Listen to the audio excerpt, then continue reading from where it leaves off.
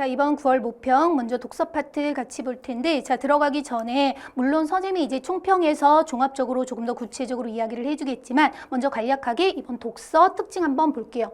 여러분 보통 이제 독서 문학 선택 과목 있으면 독서에서 난 시간이 항상 너무 부족해. 그래서 이제 선택 과목이랑 문학에서 최대한 시간을 벌어서 독서에 보내줘야지 이렇게 하는 학생들이 많아요. 그런데 이번 시험은 오히려 반대라고 할 수 있어요. 그러니까 물론 이번 독서를 본다면 지난번 6평이랑 크게 다르지는 않아요. 그런데 이제 차이가 있다면 문학이 상대적으로 6평보다는 이번 시험에서 약간 시간을 조금 들여야 되는, 시간을 잡아먹는 그런 포인트들이 조금 있어. 그러니까 시간적인 측면에서 상대적으로 오히려 독서에서 시간을 벌 수 있는 그런 특징을 가졌다고 할 수 있고요. 자, 그러면 그렇게 독서에서 시간을 벌 수 있다고 할 정도, 바로 왜 그러냐면 여러분 보통 막 지문은 유기적으로 읽어야 된다 해서 뭐 그 안에 행간 의미를 읽어내야 된다 이렇게 잘못 생각하고 있는데, 스미 본 수업에서도 항상 이야기를 하죠. 행간의 의미를 여러분이 생각하는 게 아니에요. 말해준 거라도 제대로 알아들으면 되거든요. 그러니까 여러분이 뭔가 자의적으로 판단을 하는 게 아니라 수동적으로 지문이 말해주는 것에 따라, 지문의 흐름에 따라 이해를 해야 되는 부분은 이해를 하고, 파악할 부분은 파악을 하고 나서 문제를 풀 때 필요한 경우 안구 운동 병행하고, 이거예요. 자, 그런데 이번 지문들 같은 경우에는 정말 너무너무 단순한 게, 그러니까 응집성, 유기성 굉장히 떨어지는 지문이었어요. 선생님이 방금 말한 것처럼 지문의 서술에 따라 여러분이 읽어야 되기 때문에 만약에 지문이 유기적으로 연결이 되고 굉장히 아주 응집성이 높은 지문이라면, 그러니까 각 문장들이 앞에서 A를 말했고 A를 바탕으로 B, B를 바탕으로 C, C를 바탕으로 D 이렇게 쫀쫀하게 연결이 되면은 그 쫀쫀한 연결 흐름에 따라서 여러분이 읽어야 돼요. 그래서 만약에 약간 독해력이 조금 낮은 학생들은 그 유기적인 흐름에서 뭔가 하나 핀트가 딱 나가면 어떡하지? 이렇게 하게 되는 거고, 근데 이번 독서 지문은 그 어디에도 그런 특징을 가지고 있는 게 없어요. 그러니까 여러분 보통 유기적인 지문이라고 한다면 이렇게 볼 수 있어. 각 문단의 내용을 물어봤을 때 1문단 내용 A야. 2문단에서도 A에 대해 말해. 3문단에서도 A에 대해 말해요. 4문단에서도 A에 대해 말해. 그러니까 결국 A라는 것에 대해 말하는데 그 A와 관련된 A의 특징들을 오밀조밀 아주 유기적으로 쫀쫀하게 각 문단들에서 설명을 하는 거야. 각 문단뿐만 아니라 문장끼리도 굉장히 유기적으로 쫀쫀하게 결합이 되어 있어요. 그런데 이번 지문은 아니야. 이번 지문은 쉽게 말해서 조각조각 돼 있어요. 그러니까 보통 우리가 아주 단순한 지문은 한 문단에 하나의 내용이 담겨 있다고 하거든. 근데 우리 수능은 사실은 그렇게 단순하지는 않아요. 한 문단 안에 핵심 내용이 없는 경우도 있어. 왜냐하면 앞에서 말한 거를 뭔가 조금 더 뒷받침해주는 그런 내용, 뭐 예시나 사례 이렇게 나오는 경우도 있고요. 그다음에 또 한 문단인데 내용이 2개가 담겨 있을 수도 있고. 그런데 이 시험은요, 그러니까 6평도 그렇지만 이번 9평도 한 문단의 내용이 하나예요. 그러니까 1문단은 A에 대해 말해, 2문단은 B에 대해 말해, 3문단은 C에 대해 말해. 조각 나 있기 때문에 여러분이 읽으면서 여기선 이런 특징을 말하고 있구나. 얘는 이거라는 거구나. 쟤는 그런 거구나 하면서 여러분이 내용을 정확하게 바로바로 파악하면서 명확하게 내용을 머리에 넣을 수가 있는 거예요. 그러니까 물론 그 안에 서술된 아주 지엽적인 특징들 같은 것들이 있다면 그건 이제 여러분이 기억을 하는 게 아니라 나중에 문제 풀 때 그런 정보 안구 운동을 통해 확인하면 되는데, 그런 지엽적인 어떤 특징들도 거의 없어요. 그러니까 마지막 지문, 요 지문 빼고는 사실은 얘네들은 정말 안구 운동도 별로 하지 않아도 될 정도로 굉장히 단순한 지문이었거든요. 그러니까 그만큼 읽으면서 별로 그렇게 힘이 들지 않는 지문이야. 자, 그런데다가 그러니까 여러분 지문이 단순하더라도요, 진짜 평가원이 마음만 먹으면 선지, 문제 구성은 굉장히 까다롭게 할 수 있어. 그러니까 변별을 내고 싶으면 지문에서 낼 수도 있지만 겉으로 껍데기는 어렵지 않게 하면서도 선지 판단하는 데 있어서 까다롭게. 그러니까 뭐 그냥 간단하게 말을 한다면 지문에서 A라고 이야기를 했는데 선지에서 그 A하고 의미는 같지만 껍데기는 다르게 A-로 표현을 할 수도 있고, 근데 글 전체 의미를 제대로 이해했다면 A나 A-나 결국 같은 의미라는 걸 알 수 있기 때문에 이제 그걸 바탕으로 판단할 수 있고, 또는 지문에서 A, B에 대해서 이야기를 했어요. 그러면 이제 선지에서는 그 A하고 B 결합해서 바로 그것들의 내용 뭐 조합하고 종합해서 그래서 얘가 맞구나라고 조금 더 생각을 해야 되는 그런 선지가 구성되면 어쨌든 그 부분에서 또 일부 변별이 나게 되는 거고. 그런데 이번 시험은 문제 선지들도 그런 요소가 없었어요. 그나마 조금 생각을 해야 되는 게 있었다면 17번 딱 요 정도 보거든요. 나머지는 선지들도 굉장히 지문에서 말한 그대로 투명하게 정직하게 그대로 보여주기 때문에 정말 지문 구성이나 그다음에 문제 선지 구성 어떤 특징이나 이런 측면으로 봤을 때 전혀 시간을 잡아먹는 잡아먹는 부분들도 없었고요. 여러분은 흔드는 부분들도 없었어요. 물론 이제 굳이 본다면 얘가 조금 까다로웠지. 근데 지문 자체도 조금 아주 조금 까다롭다고 할 수 있고 방금 말한 것처럼 17번 문제 자체는 조금은 더 생각을 해야 되는 부분이었어. 그렇지만 우리가 과거 기출들을 가지고 본다면 확실히 단순해요. 근데 이 단순한 건 아까도 말한 것처럼 6평에서도 이어졌었던 거고요. 지난 수능에서도. 그러니까 최근 몇 번의 평가원에서 나타나는 특징들이에요. 그러니까 여러분이 해야 되는 건 뭔가 지문을 보면서 완벽하게 이해를 해야겠어가 아니라 지문이 말해주는 거를 이해를 한다고 생각하면 돼. 그렇게 한다면 지문이 단순하게 구성될 때 여러분은 그 지문 독해에서 시간을 벌 수 있게 되는 거고요. 그럼 아무리 문제가 까다롭게 선지가 까다롭게 구성이 돼서 나온다 하더라도요. 그 지문 독해하는 데 있어서 번 시간을 문제 푸는데 충분히 활용할 수가 있단 말이야. 그래서 여러분이 이번 시험을 통해서 그냥 단순히 내가 다 맞았어? 아니면 몇 개 틀렸어? 이 자체가 중요한 게 아니고요. 여러분이 얼마나 효율적으로 그렇게 읽고 풀었는지. 그러니까 선생님이 계속 말하지만 시간을 벌 수 있는 그런 지문과 문제들이었기 때문에 여러분이 제대로 그 시간을 효율적으로 썼는지 혹시 쓸데없는 부분에서 낭비한 건 없는지 이런 것들을 다시 한번 이 해설을 통해서 점검하면 좋겠어요. 그리고 이제 다시 한번 뒤에서 구체적으로 말을 해주겠지만 이 세 지문의 특징이 아까도 말했죠. 각 문단이 그냥 하나하나 개별적으로 내용 조각조각 나 있다고. 근데 이제 정말 요 두 지문 같은 경우에는 강이에요. 즉 어떤 지문에서 이제 어떤 문단이 약간 서브 역할을 하는 경우들도 있단 말이야. 그런데 이 두 지문 같은 경우에는요. 서브 역할을 하는 것도 없어요. 정말 각 문단이 나는 이거야, 난 이거야, 난 이거야. 각각 중요한 걸 다 이야기를 해요. 그런데 이제 요 세 번째, 그러니까 14에서 17번 지문 같은 경우에는 강은 아니고 강, 강, 요 정도. 그러니까 핵심, 그다음에 중간에 약간 배경 지식의 성격의 내용이 제시되고 그걸 바탕으로 다시 한번 진짜 알아보자는 걸 정리해주는 그런 식으로 되거든요.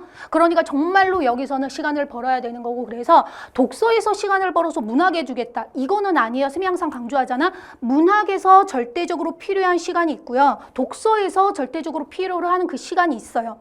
근데 그 시간을 들이지 않고 이 시간을 줄여서 다른 파트로 넘기려고 하면 그 기존 파트에서 오답이 나오게 돼 있는 거고 그러니까 여러분이 각 파트 자체의 실력을 조금 그 피지컬을 늘려야 되는 거죠. 키워야 되는 거예요. 자, 그러니까 문학에 보내겠다 이 생각은 아니라도 어쨌든 여기서 그나마 까다로운 게 17번 문제였거든요.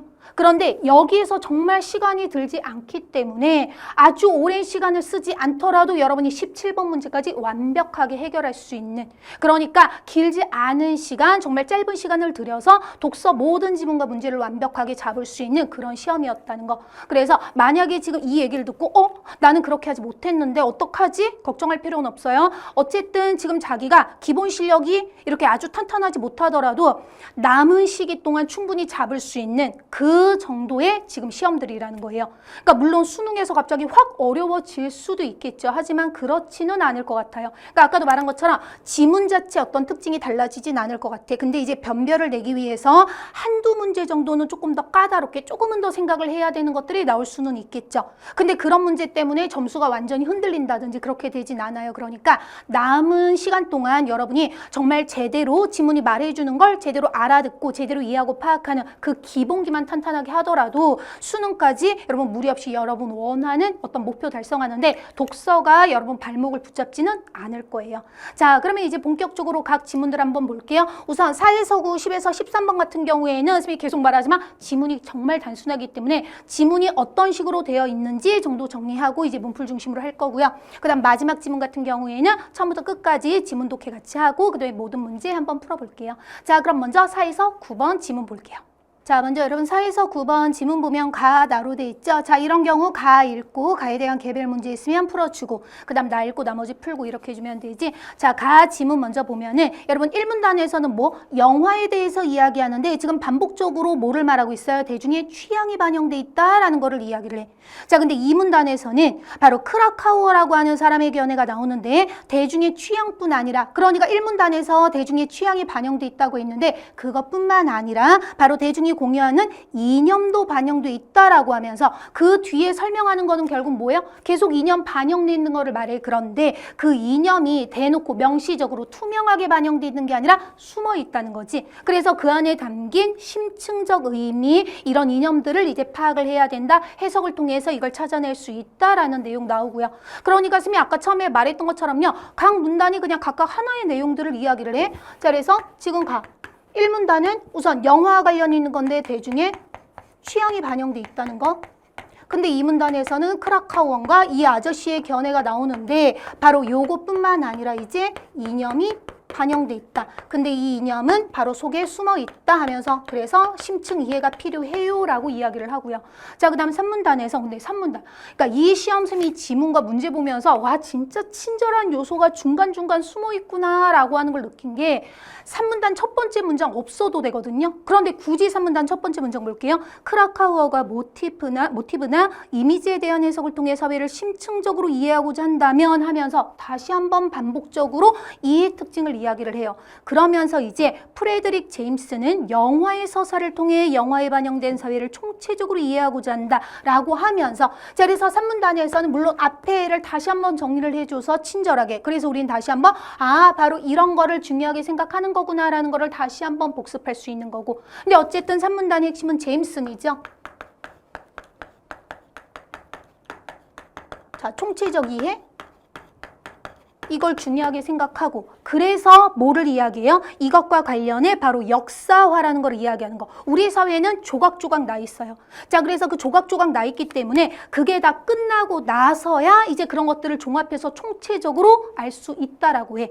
그러면서 말하는 이 역사화라고 하는 게 어떤 거예요? 마치 이제 모든 게 다 끝난 완료된 과거인 것처럼 그런 서사를 통해서 이제 우리가 그 특징을 총체적으로 알 수 있다. 바로 그래서 총체적 이해를 중요하게 생각하고 이걸 위해서 바로 요 역사화라고 하는 것. 선생님이 방금 말한 것처럼 어떤 거예요? 조각조각 나 있지만 그게 다 끝나고서야 그런 것들을 정리해서 종합적으로 알 수 있는 것처럼 바로 이 영화 그 서사를 통해서 이런 것들을 알 수 있다. 서사가 바로 이런 특징을 가지고 있어요 라고 설명을 해주고 있는 거고요. 딱 여기까지예요. 자, 그러면 여러분 요 지문 봤으니까 가에 대한 개별 문제 있으면 풀어주면 되는데 자, 5번 문제가 바로 개별 문제에 해당한다고 할 수 있죠. 가에 대한 거. 자, 5번 프레드릭 제임슨의 견해를 바탕으로 기억의 의미를 추론한 내용으로 가장 적절한 거. 이 문제도 정말 너무 쉬워요. 여태까지 나온 추론하는 그 문제 중에서 정말 쉬운 걸로 5손가락 안에 드는 그 수준이거든요. 자, 지금 기억을 말하고 있는데 기억은 이러한 역사화는 미래를 다룬 SF 경우에도 해당한다. 그러면 여러분 기억이랑 연결해서 알 수 있는 거는 바로 뭐야? 이러한 역사화, 바로 앞에서 이야기한 거. 그럼 앞에서 역사화라고 하는 건 어떤 거? 역사처럼 현재를, 그러니까 모든 게 끝난 것처럼 이미 완료된 것처럼 이제 볼 수 있게 되면 아까도 말한 것처럼 조각조각 나 있기 때문에 그게 다 끝나고 나서야 이제 그런 것들을 전체적으로 조망할 수 있는 거. 바로 그렇게 조각조각 나 있는 거를 그 순간순간 보는 게 아니라 어때요? 회고적인 방식으로 이미 완료된 과거처럼. 자, 그래서 바로 요 특징을 이야기를 하는 거죠. 그래서 기억 내용도 결국 어떻게 봐주면 되는 거야? 바로 이미 완료된 과거처럼. 그렇게 함으로써 바로 총체적 이해, 전체 전망이 가능하게 한다. 바로 요 특징. 그러면 당연히 기억에 대한 추론 내용도요. 바로 뭐야? 이런 특징으로 여러분 골라주면 되는 거지. 그럼 1번. SF는 현재 시점에서 미래를 묘사해. 현재 시점에서 지금 미래를 묘사하는 게 중요한 게 아니지. 결국 뭐예요? 이 특징에 해당하는 게 있어야 되는 거잖아. 안 되고. 2번. SF는 미래를 완료된 과거처럼 바라보는 방식. 마치 완료된 과거처럼. 그렇게 함으로써 뭐예요? 전체적인 거. 전체를 조망하고 총체적으로 이해할 수 있는 거지. 그러니까 앞에 내용 맞고요. 뒤에 오늘날의 사회를 총체적으로 이해하게 한다. 이거 완전히 맞춤이죠. 2번 괜찮고. 자, 3번. 현재 진행되는 사건이 미래에 완료되는 내용을 담아. 미래에 완료되면 안 되죠. 이미 지금 완료된 형태로 뭔가 제시를 해줘야지 전체적으로 조망하고 총체적으로 이해할 수 있는 거잖아. 3번도 안 되고. 4번. 미래에 일어날 법한 사건을 현재 사건으로 재구성. 단순히 현재 사건으로 재구성하고 이런 게 중요한 거 아니죠.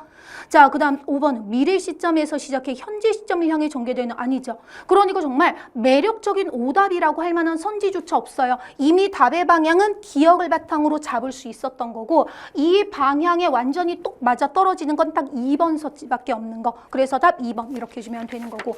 자, 그럼 이제 나지문 보면은 가지문과 나지문의 성격은 달라요. 가지문의 경우에는 이 사람은 이래요, 저 사람은 저래요라고 했다면 나지문은 한 사람에 대해서 이야기를 해요. 하지만 결국 또 특징은 각 문단마다 조각조각 각각의 내용들을 이야기하는 거. 여러분 1문단에서는 먼저 SF에 대해서 이야기를 하죠. 그 다음에 2문단에서는 바로 뭐 기발한 상상력이 촉발하는 경이로움은 하면서 이제 다르코 수빈이라고 하는 사람 이야기하고. 자, 그래서 나지문은 우선 1문단에서는 이거. 그 다음에 2문단에서는 바로 이에 대한 이 사람의 견해가 제시되죠. 자, 근데 2문단에서는 그 중에 바로 뭐 노붐이라고 하는 걸 이야기하는 거. 근데 이 문단에서 반복적으로 계속 말해요. 어떤 특징이라는 거야? 기반한 상상력이 촉발하는 경이로움 이렇게 시작을 하고 중간에 다시 한번 경이로움을 선사한다. 바로 이 노붐이라고 이름 불렀다라고 하는 것도 어떤 거예요? 당대의 것을 넘어서는. 그러니까 당대에 뭔가 이렇게 생각할 수 있는 그런 것들이 아니니까 이제 그런 걸 통해서 뭔가 경이로움을 느낄 수 있는 것이다. 그리고 그 특징이 어떤 특정 부분의 한순간의 놀라움이 아니라 결국 전체적으로 되게 중요한 요소입니다. 라고 이야기를 하는 거. 그래서 여러분 이 문단을 통해서는요. 바로 뭔가 놀라움을 주는 거구나. 새로운 거. 지금 우리하고는 완전 다른 거. 이런 특징이고. 자, 그 다음에 3문단에서는 현실의 반영이라고 말한다. 라고 하면서 밑에서 뭐에 대한 거? 인지적 낯설음에 대해서 이야기를 하죠. 3문단에서 역시 이 사람의 견해인데 이 중에서 바로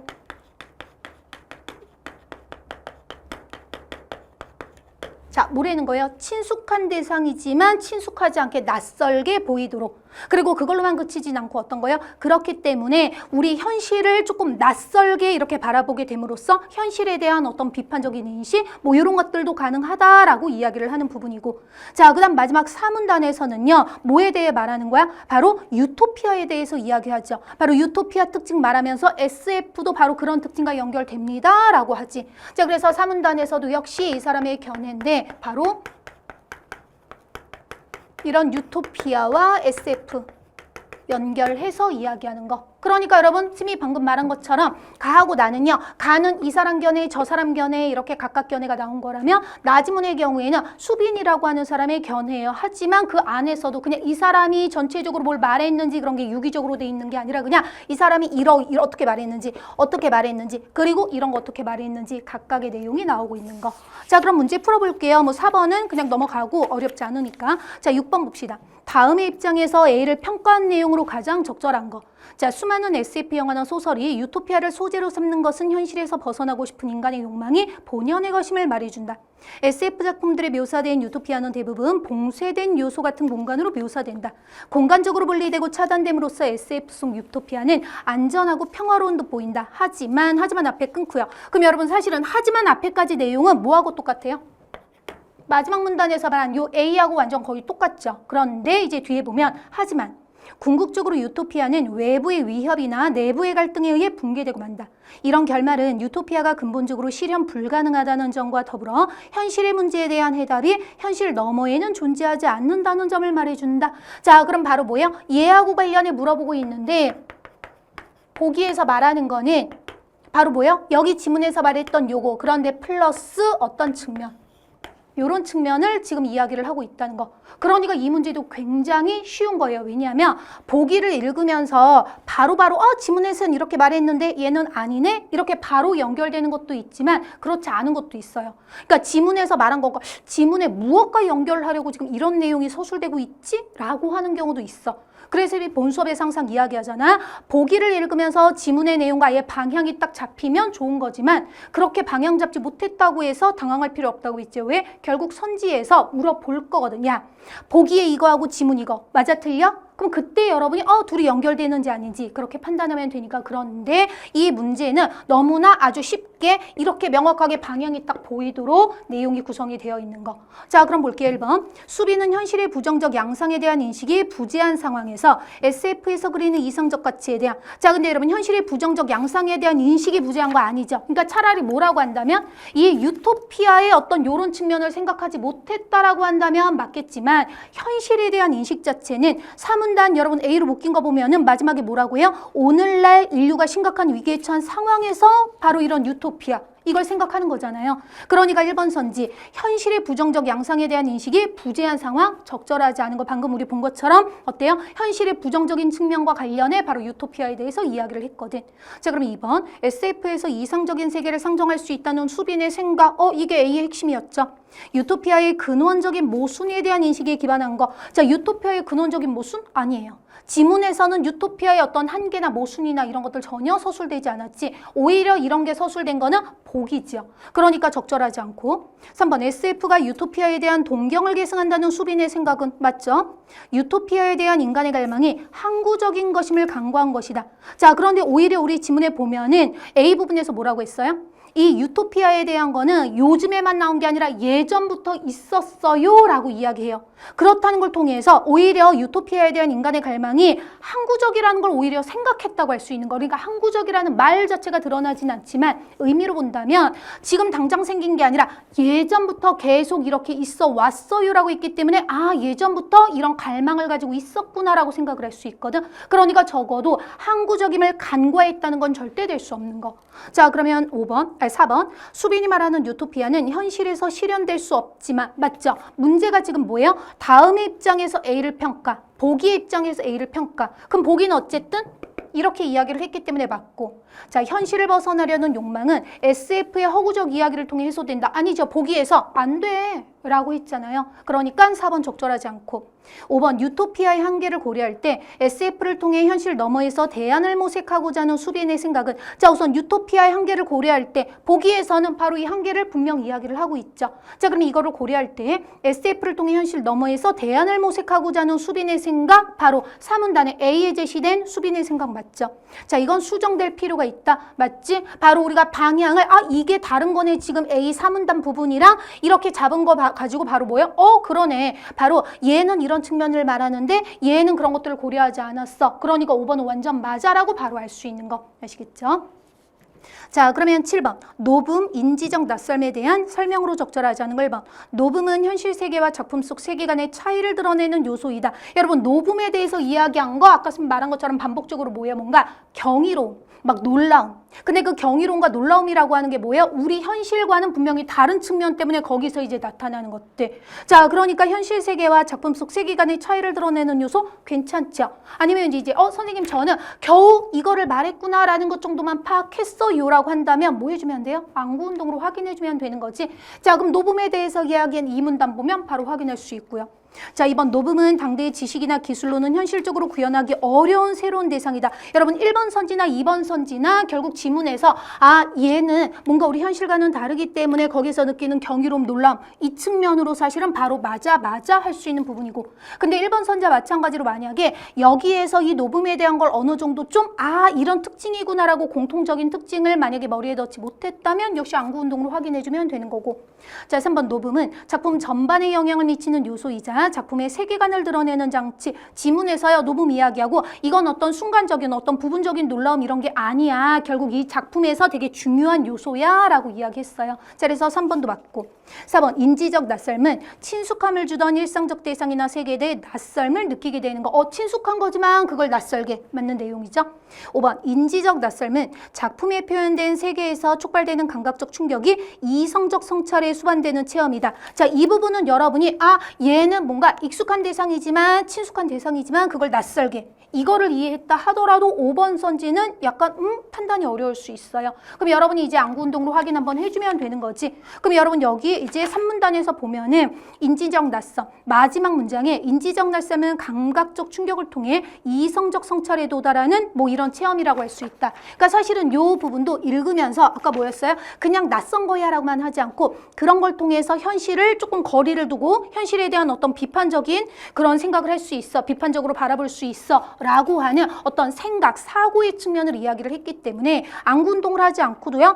이 감각적 충격이 이성적 성찰의 수반? 아니네. 감각적 충격. 이게 이제 뭐 이성적인 성찰, 생각으로 이어지는 거다라는 거 알 수 있고. 그러니까 5번 적절하지 않구나 판단할 수도 있는데 선생님이 방금 말한 것처럼 안구운동을 통해서 확인을 해도 돼요. 어쨌든 3문단 마지막 부분을 봤을 때 명시적으로 뭐예요? 이 감각적 체험. 근데 이게 이제 이성 이성적 성찰로 이어진다. 그 다음 이걸로 넘어간다라고 한 거기 때문에 5번 선지 이성적 성찰에 수반되는 체험이라고 할 수는 없는 거지. 자, 그래서 적절하지 않은 거 답은 5번 이렇게 볼 수 있고. 자, 그러면 8번 보기는 영화 비평이다. 가 나를 바탕으로 이를 이해한 내용으로 적절하지 않은 것은. 자, 보기 보면 지난주 개봉한 SF 영화 땡땡송 미래세계는 두 구역으로 나뉘어 있다.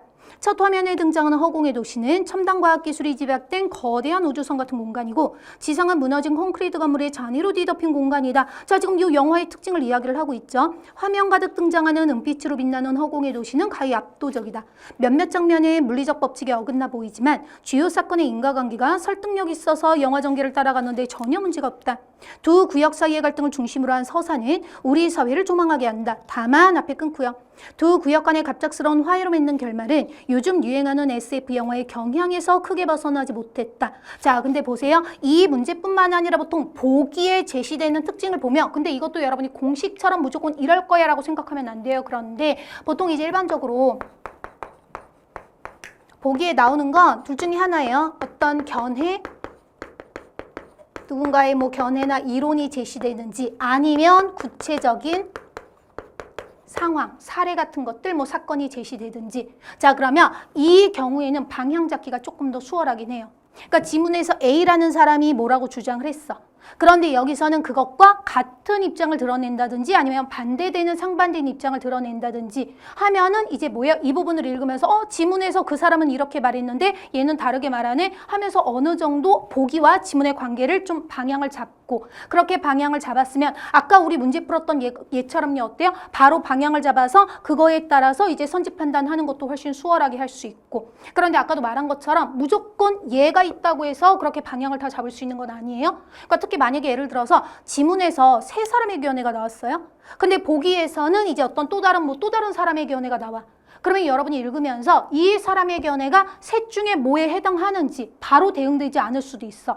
A의 어떤 특징 가져오고 B의 어떤 특징, 뭐 C하고는 어떤 특징 연결되고 복합적일 수 있거든요. 그러니까 그런 경우에는 여러분이 보기 읽으면서 보기 자체 내용을 이거는 A라는 사람이랑 이거는 지문에 B라는 사람이랑 이렇게 하기보다는 우선 어쨌든 어떤 사람의 견해에 뭐 어떤 특징을 가지고 있구나라고 하고선 선지에서 물어보는 것에 따라 여러분이 연결 판단해주면 되는 거예요. 그런데 특히 이 상황 같은 경우에는 그 상황에 대한 해석은 견해에 따라, 이론에 따라, 지문의 내용, 지문의 어떤 내용을 가지고 이야기하냐에 따라 다를 수 있단 말이야. 그러니까 얘 같은 경우에는 사실은 방향을 좀 수월하게 잡을 수 있지만 얘 같은 경우에는 여러분이 지문에서 말한 이거하고 연결되네 라고 생각을 했다 하더라도 그걸 고집하고 그걸로만 밀고 가는 게 아니라 선지에서 물어보는 것에 따라 그래? 그러면 이거하고 연결이 이렇게 되나? 하면서 선지의 흐름에 따라 선지의 서술에 따라 여러분이 판단을 해줘야 되는 거예요. 자, 그럼 1번 보면 보기에서 지상을 콘크리트 건물의 잔해로 뒤덮인 공간이라고 언급한 것은 자, 우선 끊어보세요. 보기에서 그렇게 말을 했죠. 자, 가에 따르면 이미지의 이면을 읽어내어 사회를 심층적으로 이해한 결과에 해당하겠군. 여러분, 이 내용 자체는 가하고 연결되는 거 맞아요. 그런데 이 앞의 내용이랑 연결되지 않지. 그러니까 여러분 지문 내용 찾지 않더라도요. 가에 따르면 이미지 이면을 읽어내는 거. 그럼 겉으로 드러나는 게 아니라 뭐예요? 그 안에 담긴 의미를 찾아내는 거. 그런데 지금 1번 선지 앞에서 말한 지상을 콘크리트 건물의 잔해로 뒤덮인 공간이라고 언급한 거는 그 안에 담긴 의미를 찾아낸 게 아니라 뭐예요? 첫 화면에 등장하는 이건 이런 공간이다라고 하면서 아예 화면에 명시적으로 드러나는 바로 표면적으로 드러나는 특징이잖아. 그러니까 그 특징과 선지 뒤에서 말하는 거는 연결될 수가 없겠죠. 그러니까 적절하지 않은 거 1번. 그러면 2번 보기에서 허공의 도시와 관련해 언급한 압도적인 느낌은 끊어보세요. 보기에서 그렇게 말하고 있고 나에 따르면 SF 장르적 특징에 해당하는 것이라고 할 수 있겠군. 자, 나에 따르면 SF 장르적 특징 여러분 SF 장르적 특징 어떻다고 했어? 되게 압도적인 뭐 경이로움, 놀라움 이런 것들 이야기를 했죠. 그러니까 2번 선지 연결되고 자, 3번 보기에서 몇몇 장면의 과학적 오류를 문제 삼지 않은 것은 나에 따르면 SF에서 과학적 진위가 아니라 개연성이 중요하다는 점과 관련이 있겠군. 여러분 나에서 1문단에서 먼저 SF는 이런 거야 라고 말을 해준 부분에서 얘는 정말 있는 그대로의 어떤 과학적 사실 거기에 부합해야 되는 게 아니라 그냥 개연성 정도야 라고 이야기를 했어요. 그러니까 3번 선지 맞다는 거 알 수 있고 4번 보기에서 두 구역의 갈등을 다룬 서사가 우리 사회를 조망하게 한다라는 언급한 것은 끊어보세요. 보기에 이런 말 있고 가에 따르면 분산적이고 파편적인 사회를 종합적으로 통찰한 거. 여러분, 서사가 우리 사회를 조망하게 한다. 이게 너무나 일치하는 거죠. 지문에서 뭐였어요? 바로 이 제임슨인가 이 아저씨, 바로 역사화. 이걸 통해서 전체적으로 조망 총체적이에 이렇게 이야기를 했죠. 지금 그 내용. 그러니까 우리 사회를 조망하게 하는 거, 바로 가에서 분산적이고 파편적인 사회를 이런 역사화를 통해서 이렇게 할 수 있게 한다라는 거랑 연결이 되고 있지. 바로 서사를 통해서 이게 가능하다고 한 거. 그러니까 맞고. 5번 보기에서 최근 SF 영화의 경향이라고 간주한 갑작스런 화해는 끊어보세요. 가에 따르면 대중의 취향이 영화에 반영된 것이라 할 수 있겠군. 처음에 SF니까 처음에 영화 이야기하면서 가에서 뭐라고 했어요? 대중의 취향이 반영돼 있어요. 그런데 취향뿐만 아니라 이 아저씨는 이것도 같이 이야기를 해요라고 각각 내용으로 이렇게 연결됐지. 그러니까 5번 선지 역시 뭐예요? 가에서 1문단에서 말한 거 그대로 연결되는 거고. 자, 그래서 적절하지 않은 거 답은 1번밖에 없는 거지. 그러니까 어때요? 스미 처음 시작할 때 말했던 것처럼 각 문단이 조각조각 나 있어요. 이거 이런 식으로. 그러니까 여러분이 선지 판단할 때도 우선 보기에 대해서 말하면 오케이. 그 다음에 뒤에서 이제 가나 나에 대해서 말하면 우선 가 나에 대한 내용 맞는지, 그런데 바로 그 앞에서 말한 보기의 특징이랑 연결되는 특징인지 그렇게 여러분이 딱딱 끊어서 명확하게 구분하면서 판단을 해주면 나머지 2, 3, 4, 5번 같은 경우에는 보기 특징, 보기에 서술된 거 맞고요. 그 다음에 그것과 뒤에 내용 연결되는 거 맞고, 그리고 그 뒤에서 서술되는 내용 역시 지문의 가 나를 통해서 확인할 수 있는 그런 서술된 부분이라는 거 알 수 있죠. 그러니까 거슬리는 거 전혀 없고. 근데 1번 선지 같은 경우에는 앞에 내용, 뒤에 내용 각각은 맞지만 그 앞에서 말한 보기의 특징이 바로 뒤에 선지에서 말하고 있는 그 심층적 이해 드러나지 않는 거, 이 측면이 아니잖아. 이미 명확하게 드러난 거니까. 그래서 적절하지 않네. 바로 판단할 수 있는 거. 아시겠죠? 자, 그다음에 9번 문제는 뭐 어렵지 않아요. 어쨌든 새로운 형태처럼 보이니까 약간 뭐라고 할까? 1+1 문제 같은 어휘 문제 하나지만 두 개 어휘를 물어보는? 근데 뭐 다르지 않죠. 그리고 그렇게 어렵지 않은 거였고. 자, 그래서 우선 첫 번째 지문을 통해서는 선생님이 처음에 말했던 것처럼 어때요? 확실히 강강강이지. 왜냐면 이 중에서 어떤 게 중요해라고 했을 때 다 중요해요. 여기서도 어떤 게 중요해요? 다 중요해요. 대신 여러분이 그거를 머리에 다 넣어야 되는 게 아니라 어때요? 적어도. 그러니까 최악의 경우에도 내지는 선생님 저는 기억력이 너무 좋지 않아요. 막 여러 차례 반복적으로 말을 해도 제 머리에 남지 않아요라고 한다 하더라도요. 적어도 뭐 어쨌든 각각의 내용이 서술되는구나. 최악의 경우에도 이거라도 잡아놓으면 여러분이 문제를 풀 때 선지에서 물어보는 것에 따라 그러면 이게 여기 있는지 여기 있는지 다음 문단에 있는지 이런 식으로라도 여러분이 찾을 수 있는, 그렇게 안구 운동을 통해서 확인할 수 있는 정말 그 정도의 단순한 지문과 문제라는 거 다시 한번 여러분이 명심했으면 좋겠어요. 자, 그러면 그 다음 10에서 13번 같이 볼게요. 자, 먼저 1문단 보면 처음엔 저널리즘이란 이렇게 시작하지만 그 다음 바로 뭐예요? 20세기 중후반 언론의 특징을 이야기해요. 그런데 그냥 언론은 이런 특징이 있어요를 말하는 게 아니라는 거 특히 마지막 문장을 통해서 알 수 있죠. 이에 대한 대안으로라고 하면서 바로 공공 저널리즘이 등장했다고 이야기하는 거. 자, 그래서 여러분 1문단을 통해서 방금 말한 것처럼요. 20세기 중후반 뭐 기존 언론. 그런데 이런 한계. 이거에 대한 대안으로 이제 마지막에 뭐를 이야기해요? 공공 저널리즘.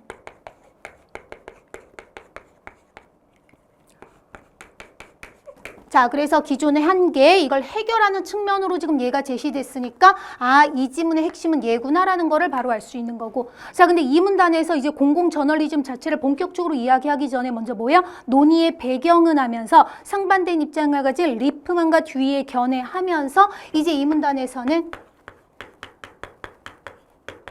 리프만과 듀이의 견해 차이. 둘은 분명 다르죠. 바로 사람들, 대중을 인식하는 것도 다르고 그에 따라 언론의 역할도 다르게 보는 거. 자, 그런데 지문에서는요. 둘 중에서 바로 누가 이것과 연결돼요라고 명시적으로 말해주진 않았어. 그런데 여러분이 1문단에서 요 특징을 본다면 바로 듀이하고 조금 더 연결되는구나 라고 잡을 수 있어요. 그런데 그렇게 못 잡았다 하더라도 3문단에선 이제 누구에 대해서 언론학자 로젠에 따르면 하면서 이제 본격적으로 공공 저널리즘에 대해서 이야기를 해요. 3문단 바로 로젠. 근데 그 내용으로 봤을 때 결국 누구하고 요렇게 연결되는 측면이 있고, 자, 그리고 더 중요한 건 얘하고 연결되는 것 자체도 지문에서 말해주진 않았으니까 어쨌든 지금 이렇게 다른 견해구나. 그 다음에 이번에 로젠에 대해서 로젠의 견해를 말하고 있구나. 이런 식으로 여러분이 그냥 조각조각 난 상태로 읽어도 돼요. 근데 어쨌든 중요한 건 지문에서 말하고자 한 이게 이제 본격적으로 로젠의 견해를 통해서 드러나고 있지. 로젠은 바로 뭐를 중요하게 생각하는 거? 요거 만들어 놓는 걸 중요하게 생각하는 거. 그리고 내용으로 봤을 때 그 공론장은 뭐예요? 사람들이 참여하도록 하는 거. 그러니까 사람들의 참여, 거기 참여해서 토론하는 거 이런 것들을 중요하게 이야기를 하는 거지. 자, 사문단에서는 이제 어떤 거? 이런 부분, 공공 저널리즘에 대한 어떤 비판도 있어요 라고 하고 있고요. 자, 그래서 사문단에서는 이제 비판. 어떤 측면? 객관성이 너무 떨어지는 거 아니야? 라고 하는 거. 자, 근데 비판. 그런데 이거에 대한 바로 뭐야? 뭐 반박이라고 할 수 있겠지? 그 반박으로 이 비판은 뭐? 객관성이 떨어지는 거 아니야? 라고 하는데 이에 대한 반박으로 바로 누구? 마이어라는 사람의 견해가 나오죠. 자, 마이어는 뭐를 주장하는 거예요? 바로 과학적, 사회과학적 방법을 통해 라고 하면서 방법적인 게 객관적이야 라고 바로 방법론적 객관주의 이런 내용이 나오죠. 그래서 처음에 말했던 것처럼 이 지문도 어때요? 하나하나 각각 조각 각각 하나씩 내용을 개별적으로 이야기를 하고 있는 거. 물론 전체적으로 봤을 때 완전 독립적인 건 아니죠. 이런 완전 독립적일 순 없잖아. 어쨌든 한 지문 안에 얘네들이 모여 있는 건데. 근데 어쨌든 그 안에서 뭔가 연결된다기보다는 공공 저널리즘과 관련해 먼저 배경이 되는 뭐 이런 견해가 있었어. 그다음에 이제 본격적으로 공공 저널리즘에 대한 로젠의 어떤 이야기. 이걸 통해서 공공 저널리즘 어떤 특징 뭐가 중요한지 이런 것들 잡을 수 있는 거고. 그런데 그 다음에는 이제 그런데 이에 대해서 이런 비판이 있다. 근데 그걸 반박하는 마이어의 견해. 결국 그 안에서 본다면 각각 하나하나의 내용이 각 문단에 있다는 걸 알 수 있죠. 자, 그럼 문제는 여러분 앞에 지문보다도 여기 해당하는 문제는 더 쉽거든요. 자, 그래서 12번만 같이 풀어볼게요. 자, 윗글을 바탕으로 보기를 이해한 내용으로 적절하지 않은 것은, 자, 보기에 지금 상황이 나오지. 선생님이 앞에서도 이야기했죠. 보기에 상황이 나오는 경우에는, 그러니까 어떤 견해 이론보다도 더욱더 어떤 거? 여러분이 상황 자체를 자의적으로 판단하는 게 아니라 정말로 선지에서 이제 이 상황, 이런 거 맞아 틀려라고 선지에서 물어보는 것에 따라 여러분이 이제 생각을 해줘야 되는 거. 그러니까 우선 여러분이 읽을 때는, 그냥 어떤 상황이구나, 이 정도. 그럼 여러분 보기 사례 1이랑 사례 2를 보면은 둘 다 이제 어떤 상황이 제시되고 있죠.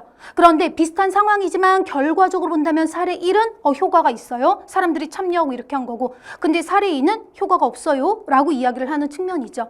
자, 그럼 봅시다. 1번. 사례 1에서 치안상의 긍정적 변화가 일어난 것에 대해 우선 끊어보세요. 여러분 사례 1. 치안상의 긍정적 변화 일어났죠.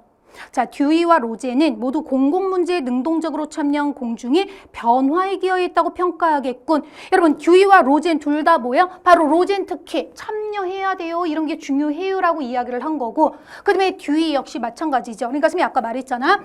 이렇게 서술이 되는데 요 특징이랑 관계 있는 건 듀이.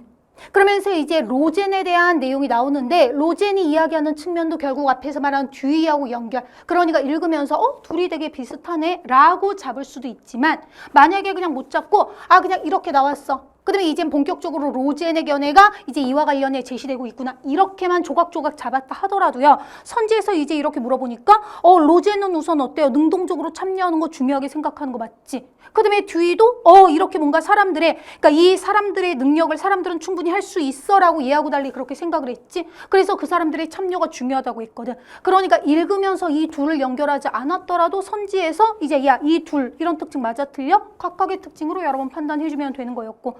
자, 맞고요. 2번. 사례 1에서 신문사가 지역 및 사회 지도자, 전문가 등을 공적 담론의 장으로 유도한 것에 대해 끊어보세요. 보기에서 그렇게 이야기하지. 듀이는 민주주의 발전에 긍정적 영향을 미쳤다고 평가하겠고, 듀이는 기본적으로 이렇게 참여하는 거를 플러스로 봤죠. 그리고 지문에서 이제 민주주의 발전까지 여러분이 만약에 주목하지 못했다라고 한다면 뭐 해주면 돼? 안구운동으로 확인해주면 되죠. 그러면 이 문단 보면은 뒷부분 이제 듀이 견해 마지막 부분에 민주주의가 발전할 수 있다는 것이다라고 이야기를 했고. 자, 3번. 사례 1에서 신문사가 공정한 절차로 지역 자문단을 구성해 자문단 회의의 논의 결과를 취합하고 분석한 것에 대해 끊어보세요. 사례 1에서 이런 상황 서술됐고. 자, 뒤에 마이어는 취재 과정에 사회과학적 방법을 사용했다고 평가하겠고, 여러분 마이어는 어떤 사람이었어? 마지막 부분에 아니야, 객관성 확보하고 있어, 바로 방법론적 측면에서 라고 이야기했죠. 사회과학적 방법을 사용해서 바로 이렇게 이야기했어. 그러니까 3번 선지 뒤에 사회과학적 방법 사용했다고 평가하겠군? 맞는 내용이죠. 자, 4번. 사례 2에서 지역민의 바람이 이루어지지 못한 결과에 대해 끊어보세요. 사례 1과 달리 사례 2는 결과적으로는 좋지가 않았거든요.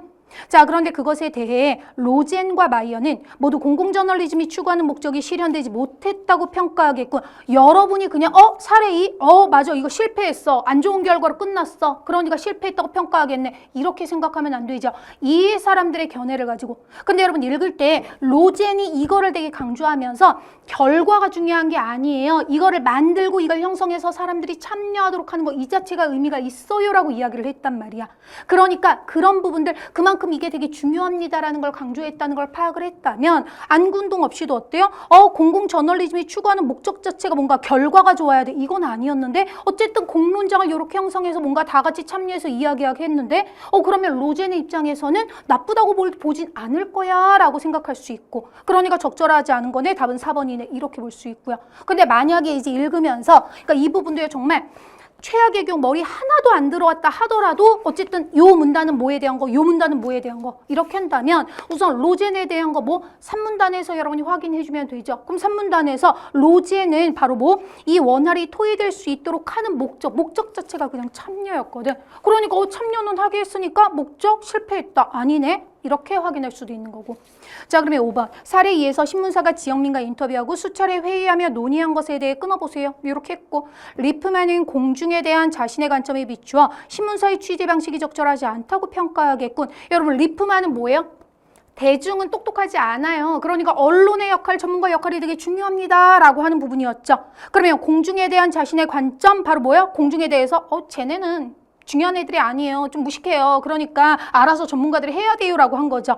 자, 그러면 그런 관점에 비추어 신문사의 취재 방식이 적절하지 않다. 여러분, 사례 2에서 신문사는 누구 쪽이에요? 지역민의 입장에 동화된 신문사. 그러니까 지역민의 입장에 동화됐는데 리프만 이 사람은 뭐예요? 사람들 무식해요 라고 하는 입장이니까 바로 이런 신문사 입장에 대해서 그렇게 하면 어떡해 라고 부정적으로 보겠죠. 그러니까 5번 맞고. 자, 그래서 적절하지 않은 거답은 4번, 이렇게 풀어줄 수 있는 거였고, 그래서 앞에 지문 4에서 9번과 마찬가지로 여러분 이 10에서 13번 지문도 각 문단 조각 나 있으니까 전혀 여러분이 어렵게 느끼고 당황하거나 여기서 시간을 쓰거나 그럴 이유가 없었고, 문제도 역시 마찬가지, 아시겠죠? 자, 그럼 이제 마지막 14에서 17번 같이 볼게요. 자, 1문단 볼게요. 소리, 특히 음악을 저장하는 방법은 축음기에서 시작하여 매체의 발명과 발맞추어 많은 발전을 이루었다. 자, 그럼 어쨌든 뭐에 대해 말하는 것 같아요? 소리, 특히 음악을 저장하는 방법에 대해서 말할 건가 봐. 자, 축음기의 원리는 간단하다. 끝부분에 날카로운 바늘을 장착한 원뿔형 나팔을 준비한다. 바늘 아래 섬세하게 긁히는 회전판을 대고 나팔의 소리를 들려준다. 소리는 나팔의 진동으로 바뀌고, 여러분 요 정도까지 읽었을 때 지금 뭐예요? 먼저 뭐를 한다? 그러면 그 다음에 이렇게 되고, 그 다음에 이렇게 되고, 어떤 순서 과정이 나오고 있죠. 자, 이렇게 순서 과정 제시되면은 스미 각 순서 과정마다 동그라미 1번, 동그라미 2번 이렇게 체크해 놓으면 좋다고 했지. 자, 그러면 거기 먼저 끝부분에 날카로운 바늘을 장착한 이 근처 동그라미 1번, 바로 그렇게 원뿔형 나팔을 준비한대요. 자, 그 다음 동그라미 2번, 바늘 아래에 섬세하게 긁히는 회전판을 대고 나팔의 소리를 들려줘. 자, 소리는 나팔의 진동으로 바뀌고 진동의 형태를 따라 바늘이 판에 흠을 만들어 소리를 저장한다. 거기 동그라미 3번 해놓고, 이것이 초기 녹음기의 원리인데, 여러분 이 문장을 통해서 지금 앞에서 이거, 그 다음에 이거 이렇게 된다라고 했는데 바로 그게 뭐예요? 초기 녹음기 원리라는 거. 소리를 아날로그 형태로 저장하였고 이후에 등장한 매체에서도 한동안 소리를 아날로그 형태로 기록했다. 자, 그럼 여러분 1문단을 통해서 이 지문은 뭔가 음악을 저장하는 방법을 말할 것 같은데, 우선 그중에 1문단에서는 뭐예요? 축음기 원리를 말했지만 뒷부분에 구체적으로 명확하게 초기 녹음기 원리를 이야기를 한 거지. 그리고 요것뿐만 아니라 한동안은 아날로그 형태로 소리 기록되었다라고 말하는 거. 그러니까 어쨌든 여러분 1문단을 통해서 이거는 지금 초기 녹음기 원리에 대해서 이야기를 했구나 정도. 자, 2문단. 현재는 소리를 디지털 신호, 즉 이진수로 이루어진 오디오 신호로 바꿔 파일로 저장한다. 자, 그럼 여러분 이게 지금 이진수로 이렇게 된 이걸로 바꾼다. 이게 뭔지 아직 몰라요. 이 첫 번째 문장만으로 여러분이 어떻게 이런 원리를 알겠어? 외부 배경지식을 갖고 있지 않는 한. 그렇지만 중요한 건 어떤 거예요? 1문단에서 뭐라고 했어? 초기 녹음기. 그리고 이후에도 한동안은 아날로그 형태로 저장된다고 했는데, 2문단 첫 번째 문장을 통해서 어쨌든 현재는 달라요라는 거는 명확하게 알 수 있죠. 자, 계속 보면 한 파일 내 오디오 신호에는 모든 소리 크기의 균일한 개수의 비트가 할당된다. 자, 뭐야? 앞에서 오디오 신호로 바꿔 파일로 저장한다라고 했는데 바로 그 오디오 신호와 관련된 특징을 이야기를 해주고 있죠. 자, 오디오 신호 동그라미. 자, 모든 소리 크기의 균일한 개수 비트 할당. 일반적으로 각 소리 크기의 16비트를 할당하며 소리 크기에 따라 16자리의 이진수 값을 달리한다. 각 소리 크기에 할당되는 비트의 개수가 늘면 소리는 아날로그 원음에 가까워진다. 그런데 앞에 끊고요. 자, 뭐가 어떻게 되면 뭐가 된다라고 하는 어떤 관계 나오면 여러분 밑줄 그으면 되지. 거기 밑줄 긋자. 각 소리 크기에 할당되는 비트의 개수가 늘면 소리는 아날로그 원음에 가까워진다. 밑줄. 그런데 오디오 파일은 저장하거나 네트워크를 통해 전송하기엔 데이터 양이 많다. 그럼 여러분 그런데 앞에까지는 어쨌든 핵심은 뭐예요? 오디오 신호의 특징을 이야기를 하고 있지 뭐 어떤 식으로 이렇게 저장이 되는지. 자, 그런데 중요한 건 그 자체보다 뭐예요? 뒤에 지금 그런데라고 하면서 자, 이렇게 저장하거나 네트워크를 통해 전송하기엔 데이터 양이 많대요. 자, 따라서 저장 공간을 아끼고 전송이 가능하도록 오디오 신호를 압축할 필요가 있다라고 했어. 그럼 여러분 이 문단을 통해서 뭐? 선생님이 방금 말한 것처럼 어쨌든 지금 이 문단에서 말한 거는 현재 둘은 달라졌어요 라고 하는 거. 여기서는 아날로그 신호, 이 아날로그 형태로 이렇게 저장이 되는 거였다면 이 문단 현재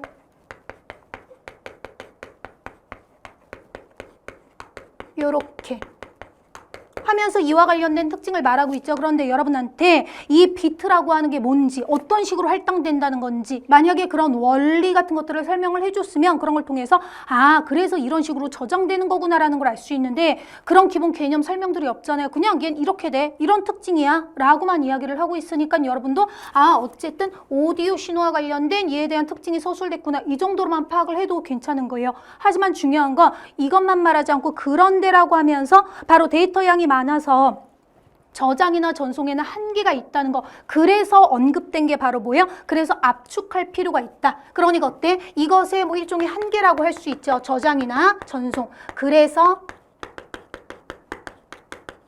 이게 필요해요. 그러니까 결국 중요한 건 뭐예요? 앞에서는 오디오 신호 특징 말했고 그런데 이제부터는 요거를 말할 거라는 거. 자, 그러면 3문단. 일반적으로 오디오 신호 압축에는 지각부호화를 이용한다. 여러분이 이제 앞으로 이걸 말하겠구나라는 걸 생각을 못해도요. 관계없지. 왜? 이걸 말하면 여러분 그때 알면 되는 거니까. 3문단에서 이제 뭐야? 오디오 신호 압축을 이야기하는데 지각부호화를 이용한대요. 지각부호화는 청각 특성에 따라 감도가 낮은 소리를 제거해 오디오 신호를 압축하는 기술이다. 여러분 지각부호화에 대해 말하니까 동그라미. 근데 중요한 건 지각부호화 자체보다 바로 뭐예요? 이것과 관련해 지금 이야기를 하고 있다는 거.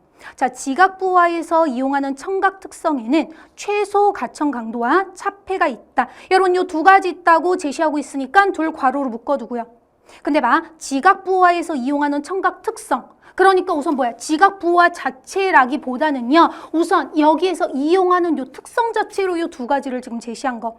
자, 최소 가청 강도는 조용할 때 청각이 감지할 수 있는 소리 크기의 최소값이다. 자, 먼저 최소 가청 강도 말하니까 동그라미 해놓고요.